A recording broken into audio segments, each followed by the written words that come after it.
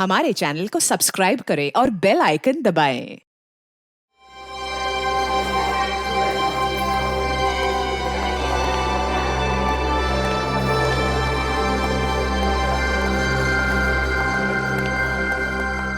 Patient को check करना है। जी सर।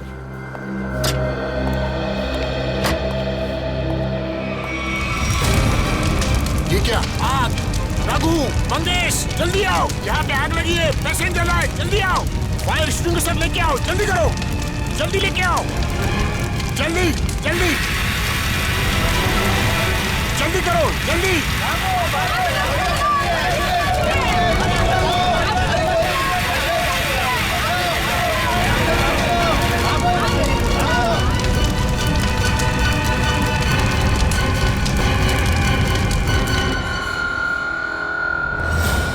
आइए सर, मैंने ही आपको फोन किया था। ये सब हुआ कैसे?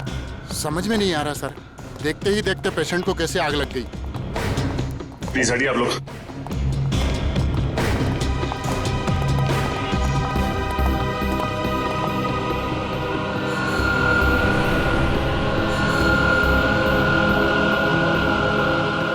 डॉक्टर साहब, जिस वक्त ये आग लगी उस वक्त कोई और भी था कमरे में?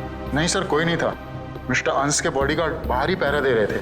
हाँ सर, अरे इनके आने से पहले साहब अच्छे खासे लेटे हुए थे, लेकिन जैसे उन्होंने दरवाजा खोला अचानक आग लग गई। ऐसा कैसे हो सकता है? जब कमरे में कोई था ही नहीं तो फिर आग किसने लगाई? अपने आप लग गई आग? है?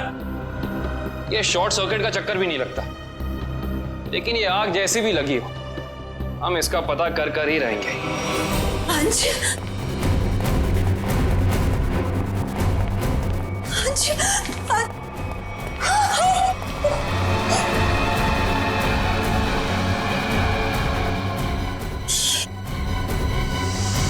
सर, मिस्टर अंश की वाइफ और बेटा। अंश को आग कैसे लगे, कैसे हो गया ये सब? पापा उठिए, पापा क्या हो गया आपको? पापा संभालिए अपने आप को। देखिए, थोड़े वक्त के लिए आप लोग बाहर कॉरिडोर में इंतजार कीजिए। पंकज प्लीज चलिए। पापा आइए।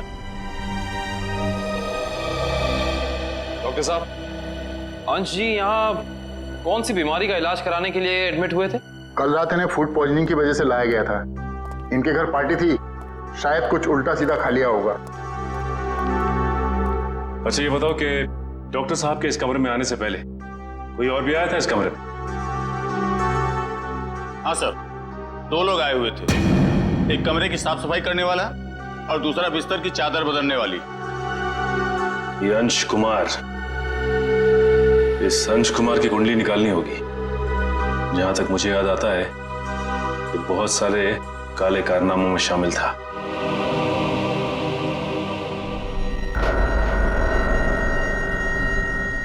पंकज, प्रतिमा और अंकित को घर भेज दिया? हाँ सर, बहुत रो रहे थे बेचारे।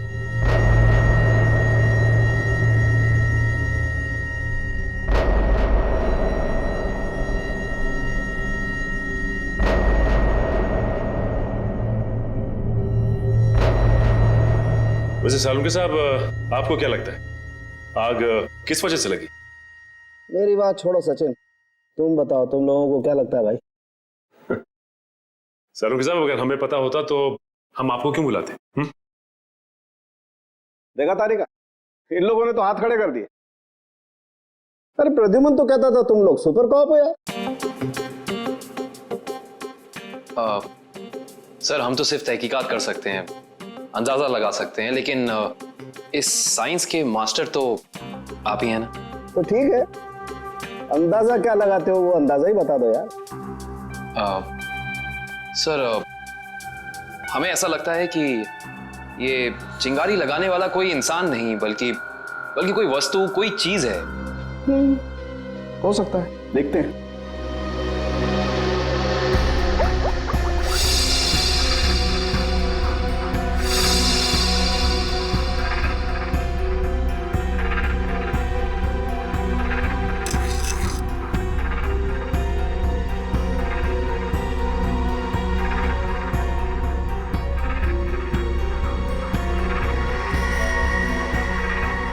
ये बात है।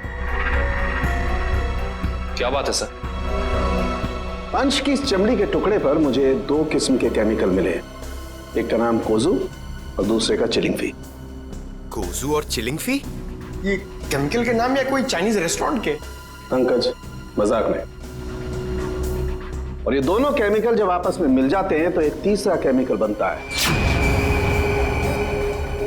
जो बहुत ही आसानी से आग पकड़ लेता है अगर उसे एक निश्चित मात्रा से ज्यादा ऑक्सीजन मिल जाए तो। और जैसे ही डॉक्टर साहब ने इस कमरे का दरवाजा खोला, यहाँ का ऑक्सीजन लेवल बढ़ गया और अंश का शरीर खुद ब खुद जलने लगा। इसका मतलब अंश की बॉडी पे ये केमिकल हॉस्पिटल के किसी अंदर वाले ने लगाया है। अंदर वाले ने। देखिए, आप बेवजह हम पर शक कर रहे हैं। हम भला अपने मरीज की जान क्यों लेंगे? डॉक्टर साहब, हम भी यही जानना चाहते हैं कि आपने किसके कहने पे वो केमिकल अंश की बॉडी पे लगाया। देखिए, मैंने मिस्टर अंश को छुआ तक नहीं। मैं तो एक एक दवाइयां उनके बॉडीगार्ड के सामने देता था। अगर आपने नहीं छुआ तो किसने किया है? किसने स्पंज बाथ दिया उसे? देखिए, मिस्टर अंश यहाँ पर फूड पॉइजनिंग के इलाज के लिए आए थे, तो स्पंज बाथ देने का तो सवाल ही नहीं उठता। मैं कह रहा हूँ ना कि हम में से किसी ने भी उनकी बॉडी के ऊपर कोई केमिकल नहीं लगाया। अच्छा, तो आप ये कहना चाहते हैं कि डॉक्टर सालुंके गलत कह रहे हैं? जी नहीं, मैं ये बिल्कुल नहीं कह रहा हूँ। मैं सिर्फ इतना कह रहा हूँ कि मैंने या मेरे किसी भी स्टाफ ने उनकी बॉडी के ऊपर कोई केमिकल नहीं लगाया है। 2 लोग आए हुए थे, एक कमरे की साफ सफाई करने वाला और दूसरा बिस्तर की चादर बदलने वाली। माय गॉड, कहीं वो केमिकल उस चादर पे तो नहीं लगा हुआ था जो अंश के कमरे में बिछी हुई थी? डॉक्टर साहब, ये सारी बेडशीट कहाँ रखी जाती? देखिए सर, यहाँ पर सारे रूम नंबर्स लिखे हुए हैं और उस कमरे के रूम के अनुसार वहाँ की बेडशीट और बाकी का सामान रखा हुआ है। सर, ये अंश के रूम का लॉकर है।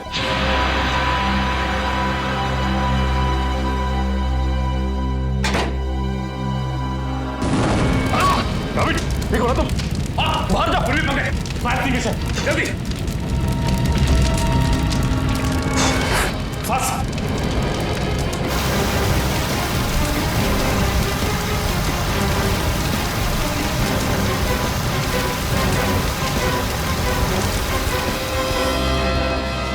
काबिल लगता है थोड़ा केमिकल रह गया था इसमें।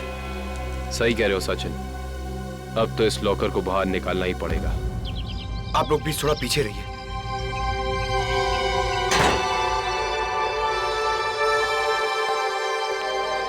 सर, प्लीज संभाल के।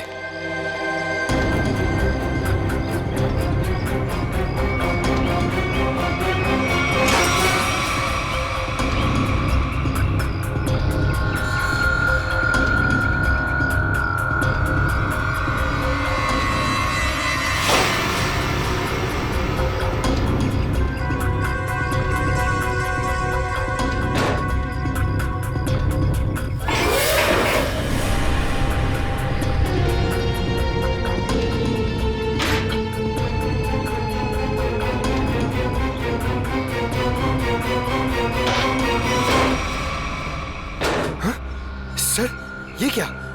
अब की बार तो आग ही नहीं लगी। क्या बोल रहे? आग सिर्फ इसमें लगी। ये देखो, सिर्फ ये बैग जला है, बाकी सारी की सारी चीजें बिल्कुल वैसी हैं। ये देखो। सर, इसका मतलब केमिकल इस बैग में होगा और बेडशीट इसी बैग में लाई होगी। हाँ पंकज, एग्जैक्टली ऐसा ही हुआ है। डॉक्टर साहब, ये वही लेडी है ना जिन्होंने अंश के कमरे में वो चादर बिछाई थी? जी सर, शीला। मैंने कुछ नहीं किया सर। मैं इन केमिकल्स के बारे में जानती तक नहीं हूँ। ज्यादा भोली मत बनो। अंश के कमरे की चादर तुमने ही बदली थी ना? बदली थी, मगर क्या? एक औरत ने मुझे 50,000 रुपए दिए थे और कहा था अंश साहब के कमरे में ये चादर बदल देना। उसने आपको पैसे दिए और आपने पैसे ले लिए? हाँ? एक बार भी नहीं सोचा कि इसके पीछे उसका मकसद क्या है? मुझे क्या पता था साहब, कोई ऐसे तरीके निकालेगा किसी का खून करने के लिए। उसका चेहरा पहचानती हो? स्केच बनवा सकती हो उसका? नहीं, उसने अपना चेहरा दुपट्टे से ढक रखा था। चेहरा ढका था, लेकिन कुछ तो याद होगा, कुछ तो देखा होगा। हाँ, उसके दाहिने हाथ पर एक काला सा निशान था, यहाँ पर।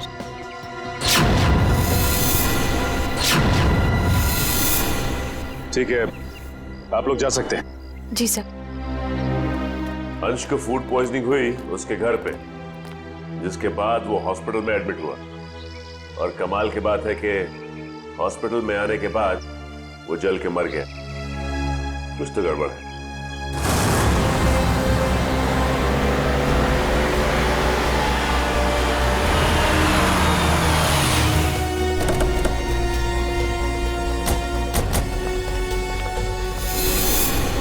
सर, इस घर पे तो जगह जगह सीसीटीवी कैमरास लगे हुए और इतने सारे बॉडीगार्ड्स। लगता है अंश जानते थे कि उनकी जान को खतरा है। राइट श्रेया, कोई ना कोई बात तो जरूर थी, वरना इतनी ज्यादा सिक्योरिटी कोई मामूली इंसान नहीं रखता। किससे मिलना है आपको? सीआईडी? अब अंदर जा सकते हैं? Thank you.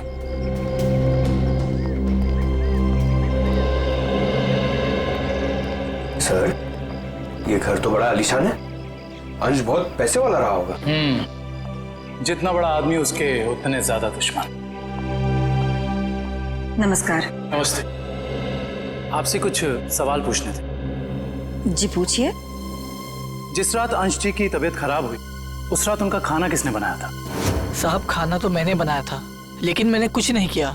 तो फिर सिर्फ अंश की तबीयत क्यों खराब हो और किसी की क्यों नहीं? मुझे मालूम नहीं। अब मालूम नहीं कहने से तो काम नहीं चलेगा ना। कोई तो था जो चाहता था कि अंश हॉस्पिटल पहुंचे, ताकि वहां वो खूनी बड़ी आसानी से उस जुर्म को अंजाम दे सके। एनीवेज, हमें उस पार्टी की गेस्ट लिस्ट चाहिए थी। जी। गोपी पिछले 5 साल से उनका खाना बना रहा है, ये ऐसा कुछ नहीं कर सकता। तो और कौन कर सकता है? क्या आपको किसी पर शक है? शायद गगन। गगन? अच्छा, ये गगन कौन है? पापा का बिजनेस मैनेजर था। अभी कुछ दिन पहले उसे नौकरी से निकाल दिया था। पार्टी में गगन भी आया था? हाँ, मगर बिन बुलाए। हाँ साहब, गगन हो सकता है। उस दिन पार्टी में मैंने उसको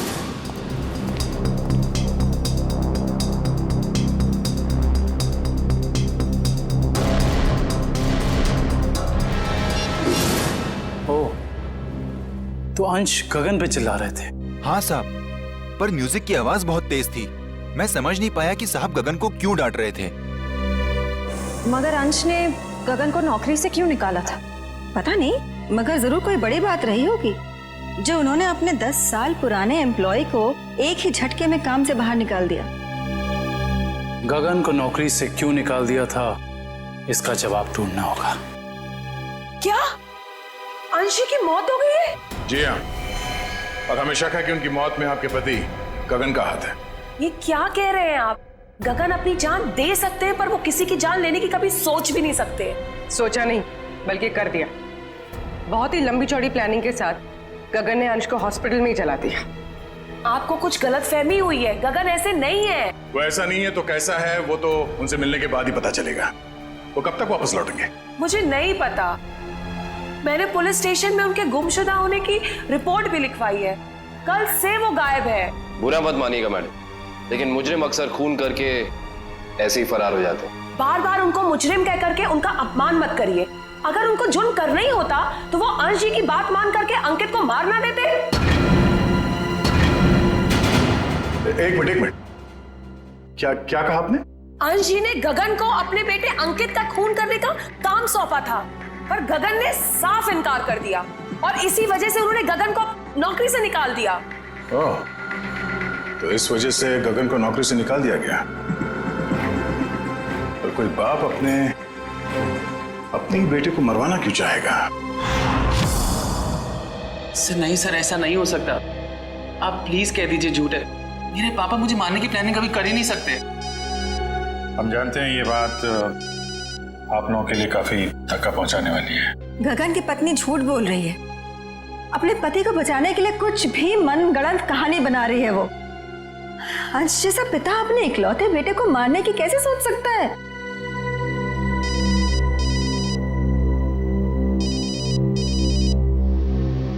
किसका फोन है अंकित? चाहो तो बात कर लो। नहीं सर, इम्पोर्टेंट फोन नहीं है। एक्चुअली मेरा एक फ्रेंड मुझे मिलने के लिए परेशान कर रहा है और फिलहाल मैं किसी से मिलना नहीं चाहता। सर, अगर आपके सवाल पूरे हो गए हो तो क्या हम जा सकते हैं? अब हमें अंश की शोक सभा की तैयारी करनी है। ठीक है, आप जा सकते हैं। इशिता। Yes sir.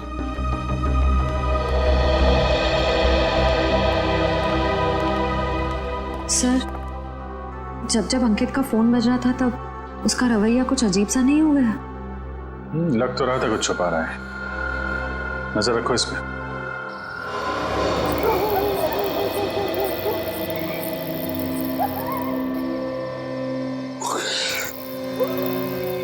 सर, हम लोग क्या रात भर यहीं खड़े रह के पहरा देंगे? रात बहुत काम की चीज होती है पंकज। जो काम दिन के खुले उजाले में नहीं किए जा सकते ना, वो रात के साए में हो जाते हैं। सर, अंकित आ रहा है। आ नहीं रहा श्रेया, हमें ले जा रहा है अगले सुराग तक।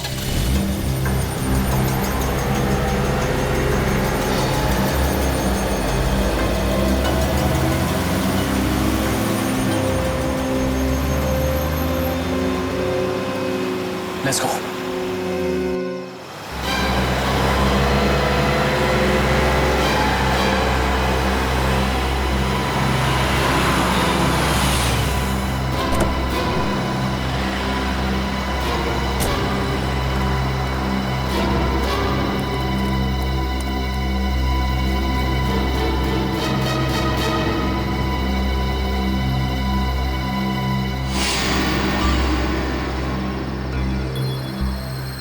सर, ये इतनी रात को यहाँ ढाबे पे खाना खाने को आया है? नहीं पंकज, खाना खाने नहीं आया ये यहाँ ऐसे इंसान का इंतजार कर रहा है जिसे ये दिन के उजाले में नहीं मिल सकता।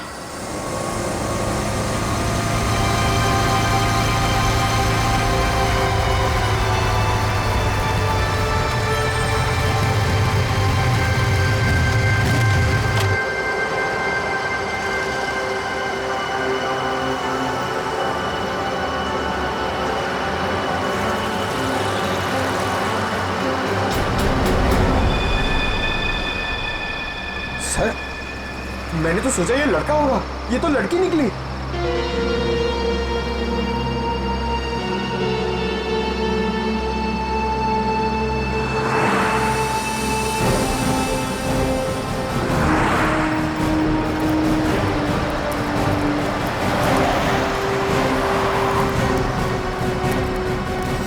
अरे आप लोग और यहाँ? हाँ, हम बहुत मेहनत करें आपके पापा के खूनी को ढूंढने की। वैसे ये कौन है? ये स्वाति, मेरी बेस्ट फ्रेंड है। हाँ, वो तो हमने देख ही लिया है। देखिए आप लोग प्लीज मेरी मम्मा से मत कहिएगा कि मैं इससे यहाँ मिला हूँ। क्यों? वो आंटी मुझे इतना पसंद नहीं करती। क्यों पसंद नहीं करती? मालूम नहीं, पर नहीं करती, और उनके गुस्से से मुझे बहुत डर लगता है। ठीक है, नहीं बताएंगे।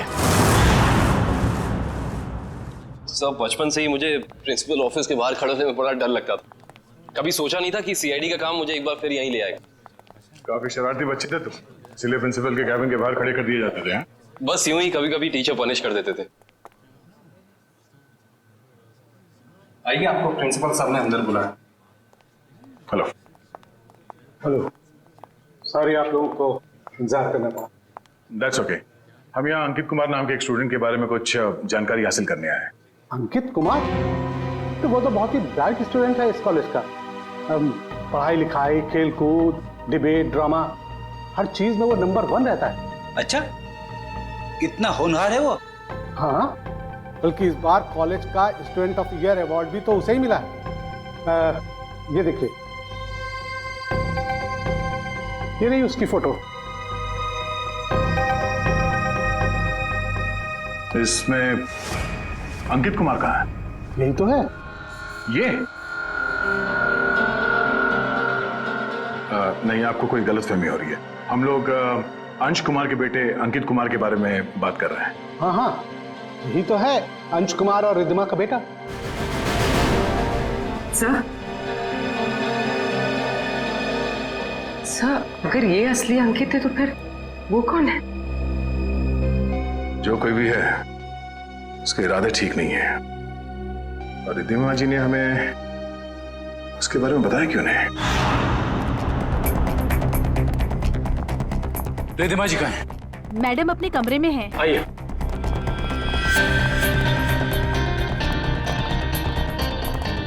मैडम सीआईडी वाले आए हुए हैं। मैडम। रिद्धिमा जी।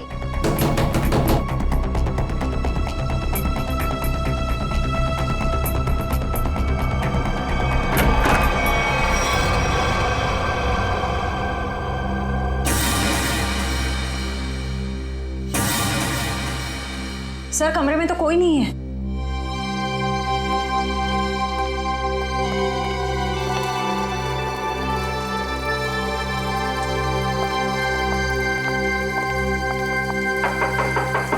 रिद्धिमा जी।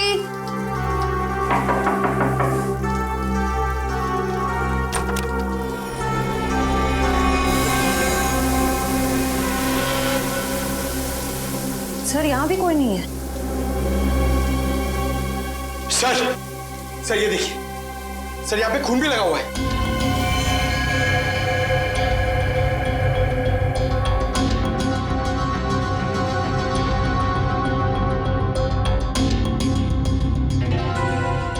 शायद रिद्धिमा जी का किडनैप हो गया है। इन टुकड़ों को देख के तो यही लगता है कि उनकी किडनैपर के साथ हाथापाई हुई होगी। अंकित कहाँ है? बुलाओ उसे। अंकित बाबा तो आज सुबह घर से बाहर चले गए हैं। निखिल, अंकित को फोन लगाओ। इस कमरे में इतना कुछ हो गया और किसी को भनक तक नहीं लगी। फायदा क्या घर में इतनी सिक्योरिटी का? अच्छा ये बताओ कि खिड़की के पीछे की तरफ भी कैमरा लगा है ना? जी सर। मुझे उसकी फुटेज देखनी है।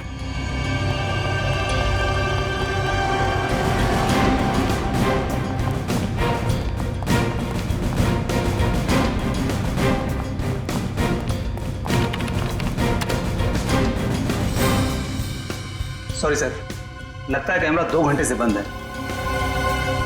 मतलब जरूर तुम में से ही किसी का काम है ये, जिसने गुनाह करने से पहले कैमरा बंद कर दिया। सर, हम ऐसा क्यों करेंगे? कोई बाहर वाला यहाँ आके कैमरा बंद नहीं कर सकता। ये किसी अंदर वाले का काम है, समझे तुम? सर, अंकित का फोन बंद आ रहा है। कहीं सबके पीछे अंकित का हाथ तो नहीं है?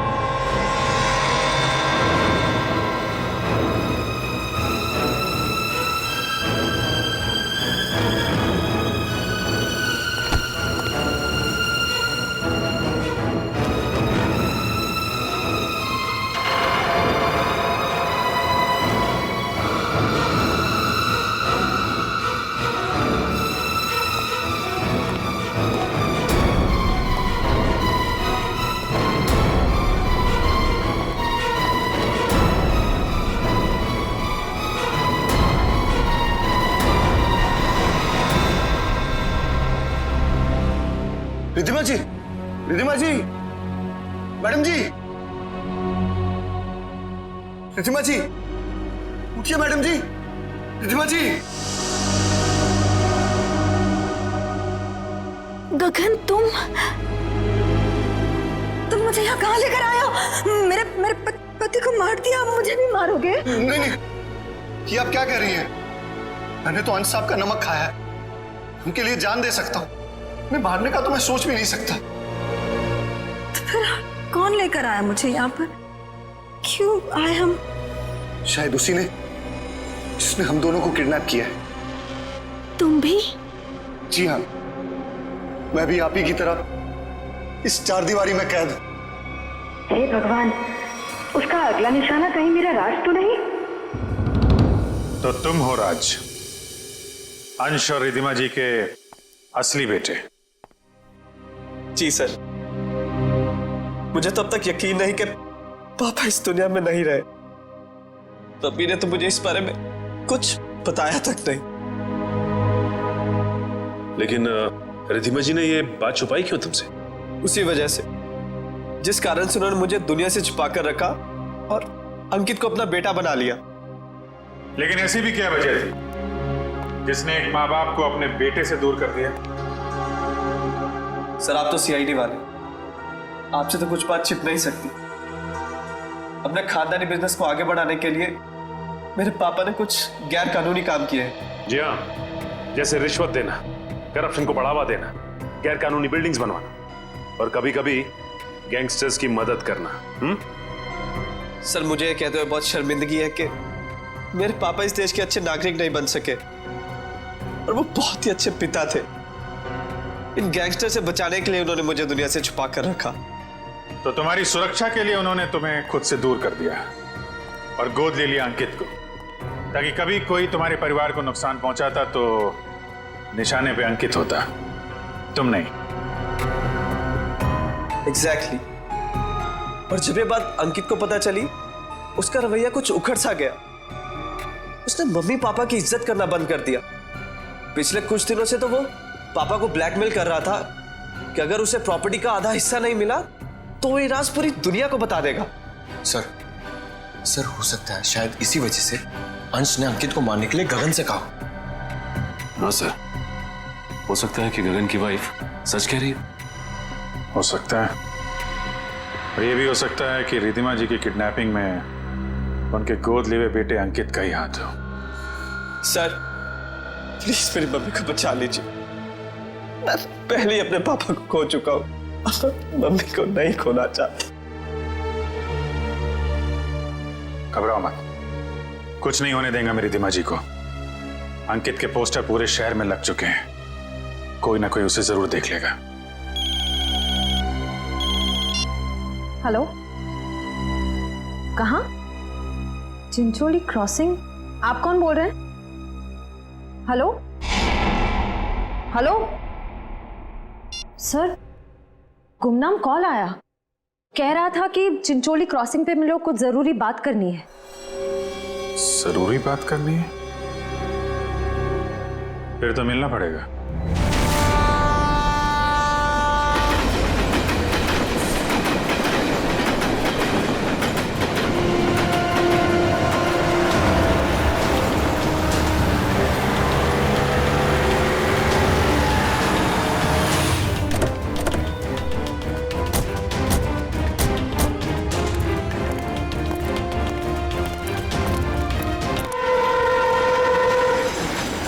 क्या बताना चाहते थे? सर मैंने आपको फोन इसलिए किया था क्योंकि जिस आदमी का आपने पोस्टर लगाया है उसे मैंने कहीं देखा है सर। तुमने पक्का ध्यान से देखा ना? वो अंकित ही है। हाँ सर, वो अंकित ही था। कहाँ देखा है उसे? सर अगर मैं आप लोगों को बताऊंगा तो कहीं मैं मुसीबत में न पड़ जाऊं सर। देखो तुम्हें कुछ नहीं होगा, तुम बताओ तुमने कहाँ देखा था अंकित को? सर मैंने उसे हसनपुरा की चौल में देखा था सर। हसनपुरा चौल?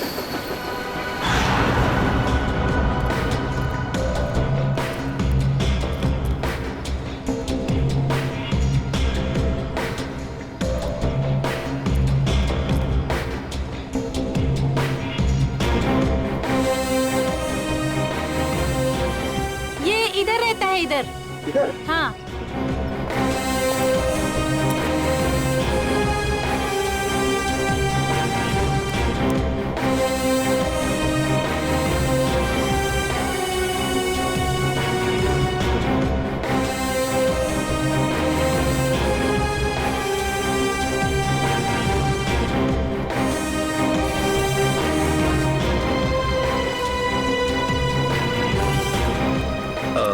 आपने इसे कहीं देखा है? हाँ, उस तरफ रहता है।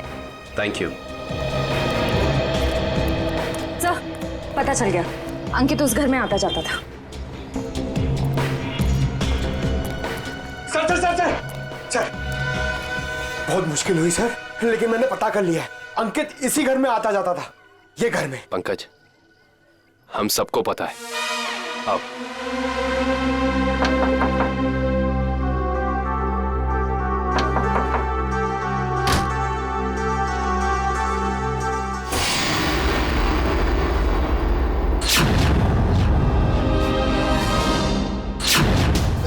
आप लोग? हाँ, हम लोग। सर यहाँ? हमें एक बॉडीगार्ड की जरूरत थी, तो सोचा क्यों ना तुमसे मिल लिया जाए। क्या मजाक करते हैं साहब? सीआईडी को कब से बॉडीगार्ड की जरूरत पड़ने लगी? जब से तुम जैसे बॉडीगार्ड गुनाह करने लग गए। जिस परिवार ने तुम्हें अपनी सुरक्षा के लिए रखा था, तुम उसे ही नुकसान पहुंचा रहे हो। ये क्या कह रहे हैं साहब आप? अंकित क्यों आता था यहाँ? अंकित बाबा यहाँ नहीं आए। हमसे झूठ बोलने का कोई फायदा नहीं है। सीआईडी से ना कोई बच सका है और ना बच पाएगा, इसलिए कह रहे हैं सब सच सच बता दो। हम जान चुके हैं कि अंकित अंशी का बेटा नहीं है। बताओ क्या सच है? बोलो क्या सच है? बताता हूँ। दरअसल में अंकित का असली बाप मैं हूँ। तुम? हाँ, अंश साहब मेरे बेटे को गोद लेना चाहते थे और मैं भी अपने बेटे के सुनहरे भविष्य के लिए उन्हें मना नहीं कर सका। मगर तुम्हारे अंकित ने जिस थाली में खाया उसी में छेद किया। पहले अंश को मार डाला, फिर रिद्धिमा को किडनैप कर लिया। नहीं साहब, मेरा बेटा ऐसा नहीं कर सकता। मैं उसे अच्छी तरह जानता हूँ। अगर ऐसा है तो हम अंकित को कुछ नहीं होने देंगे, लेकिन अब हमें साफ साफ बताओ ये अंकित हमें मिलेगा कहाँ? अंकित अपने दोस्त स्वाति के साथ है, ग्रीन सी लॉज में। ग्रीन सी लॉज।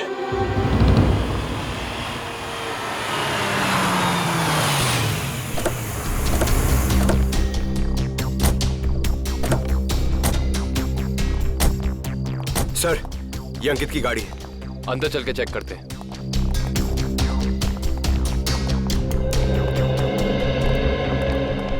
सीआईडी, उस सफेद गाड़ी में जो आए हैं वो कौन से कमरे में ठहरे हुए? Room number 113। Thank you. आओ।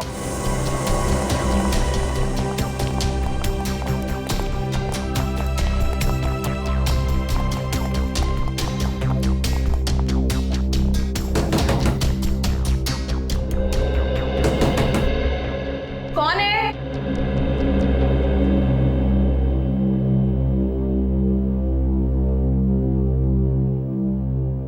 मैडम, हम रूम सर्विस से हैं। जरा खोलिए ना, चॉकलेट केक लाए हैं आपके लिए। मगर हमने तो केक नहीं मंगवाया। मैडम वो क्या है ना, हमारे होटल का 5वीं सालगिरह है, इसीलिए हम सबको चॉकलेट केक खिला रहे हैं। आप भी खाइए ना प्लीज। सीआईडी,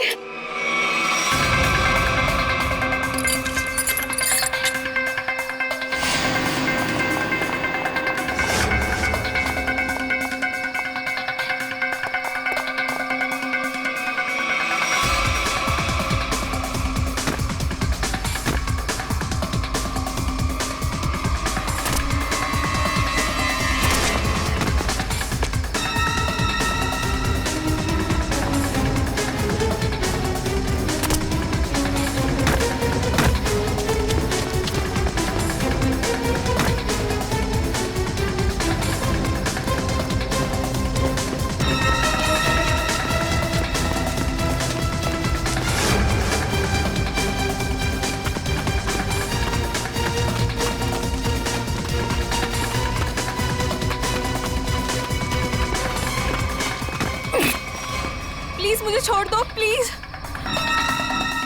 तुम वही हॉस्पिटल वाली लड़की हो? प्लीज मुझे जाने दो, मैंने कुछ नहीं किया। सीआईडी की आदत नहीं है मुजरिमों को जाने देने की। हाँ, मैंने ही पैसे दिए थे उस लड़की को ताकि वो केमिकल वाली बेडशीट अंश के बेड पे बिछा सके। किसके कहने पे किया था तुमने ये? अंकित के। कहाँ मिलेगा ये अंकित? पता नहीं। अच्छा, तो ये तो पता होगा ना कि रिद्धिमा को कहाँ छिपा के रखा है? नहीं पता। ये पता नहीं, वो पता नहीं, तुम्हें पता क्या है स्वाति? गगन कहाँ है? ये पता है मुझे। I see। तो और क्या क्या पता है तुम्हें?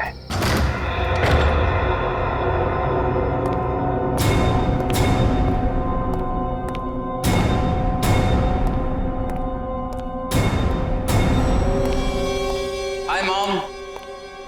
हाय गगन अंकल। आई होप सब ठीक तो है ना? आई मीन मेरी खातिरदारी में कोई प्रॉब्लम तो नहीं है ना? अंकित, जरूर मेरी परवरिश में कुछ कमी रह गई होगी जो आज मुझे यह दिन देखने को मिल रहा है। हाँ, आपके परवरिश में कमी रह गई। बचपन से लेकर जवानी तक आप मुझे बेटा बेटा कहती रही, और आज एकदम से मुझे पता चलता है कि आप मेरी माँ नहीं है। माँ हो तो आप जैसी। लेकिन मैंने तुम्हें कभी अपने बेटे से कम प्यार नहीं किया अंकित। झूठ है, ये ड्रामा है। आप अपने बेटे को बचाना चाहती थी। माना कि ये सब राज को बचाने के लिए किया गया अंकित, लेकिन अंश, मैंने तुम्हें कभी भी उससे कम नहीं माना, उससे कम प्यार नहीं किया। मैं भी तो आपसे बहुत प्यार करता हूँ मम्मी, इसीलिए तो आपको पापा तक पहुंचाने के लिए यहाँ आया हूँ। और एक टिकट के साथ दूसरी बोनस टिकट फ्री। रिद्धिमा जी, उठा लीजिए, उसके सर पे खून सवार है।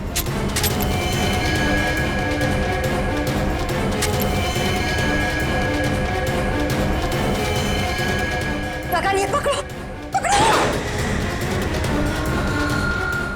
अरे शूट करो ना, गोली चलाओ ना, तो वो मार डालेगा। नहीं प्लीज, अरे मारो उसे। प्लीज नहीं। मार डालेगा हमको, मारो।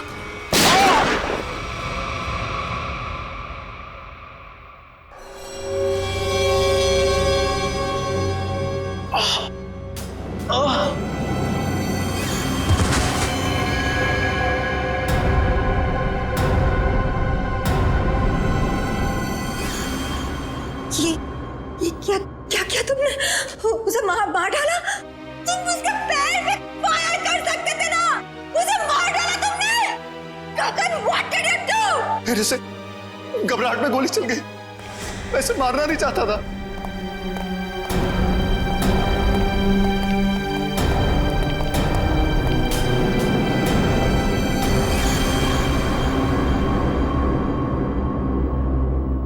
ये तो मर गया। क्या ये सब? हाँ?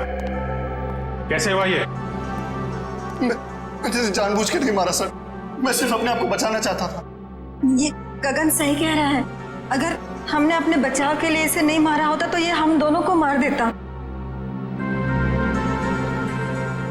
हम समझ सकते हैं। श्रेया, इनके स्टेटमेंट रिकॉर्ड कर लो। आप लोग जाइए प्लीज इनके साथ में। चलिए।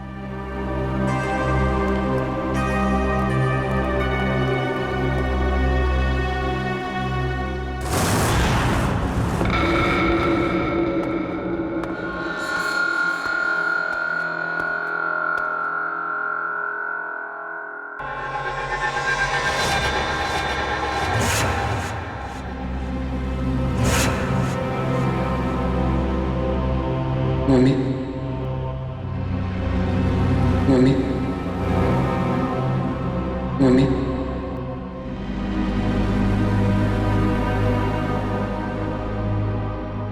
मम्मी,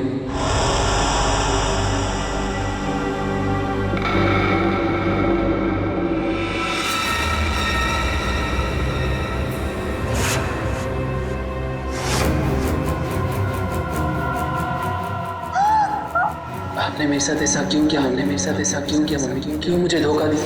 क्यों मुझे धोखा दिया? क्यों मुझे मार दिया? क्यों मुझे मार दिया? बोलिए मम्मी, जवाब दीजिए। बोलिए मम्मी, जवाब दीजिए। क्यों किया आपने ऐसा मेरे साथ? क्यों किया आपने ऐसा मेरे साथ? क्यों हमने बेटे को मार दी? क्यों हमने बेटे को मार दी? जवाब दीजिए मम्मी, जवाब दीजिए मम्मी। बोलिए आपने ऐसा क्यों किया? बोलिए आपने ऐसा क्यों किया? क्यों मुझे मारा? क्यों मुझे मारा? क्यों मुझे मारा? क्यों क्यों?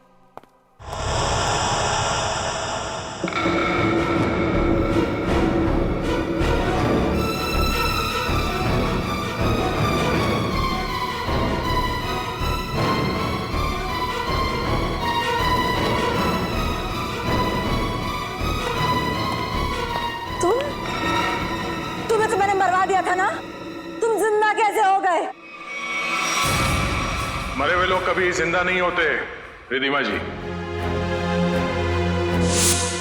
ये सब तो सीआईडी का प्लान होता है, गुनहगार से उसका जुर्म कबूल कराने का। अंकित तो कोई मरा ही नहीं था। इतना बड़ा धोखा मेरे साथ। मैं धोखा तो तुमने दिया है। मैंने जो कुछ भी किया अपने बेटे के लिए किया है।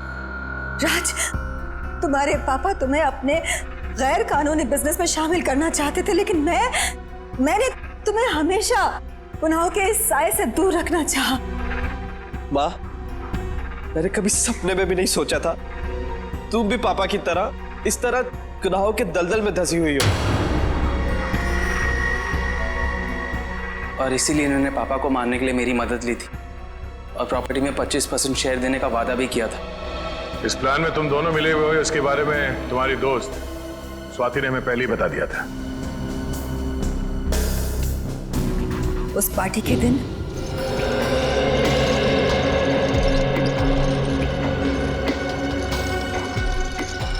ओह माय गॉड, कितना ऑयली खाना लेकर जा रहे हो साहब के लिए? डॉक्टर ने परहेज के लिए कहा है ना। जाओ सैंडविच और जूस लेकर आओ, जाओ। मगर साहब ने? साहब तुम्हारे बॉस हैं, बट साहब की बॉस मैं हूँ। जाओ। जी मैम।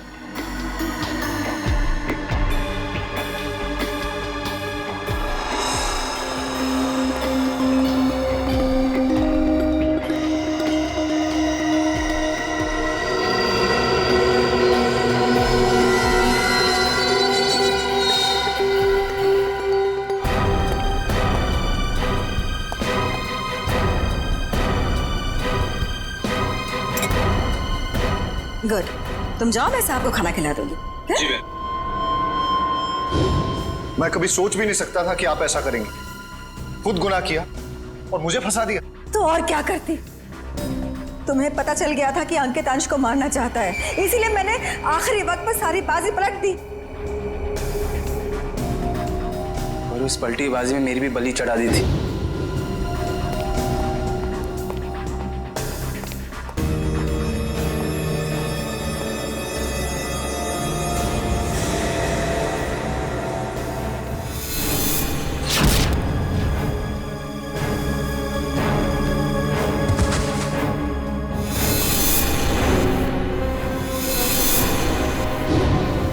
मुझे पता चला कि गगन को तो पूरी सच्चाई पता ही नहीं है।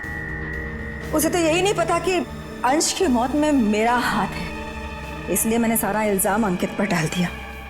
राज, मैंने ये सब तुम्हारे लिए किया बेटा। गुनाहों पे ममता की चादर ओढ़ देने से तुम्हारे पाप धुल नहीं जाएंगे मैडम। आप दोनों का फैसला अदालत करेगी, या तो फांसी होगी या फिर जिंदगी भर jail. For more updates, subscribe to our channel, click the show links and enjoy watching the videos.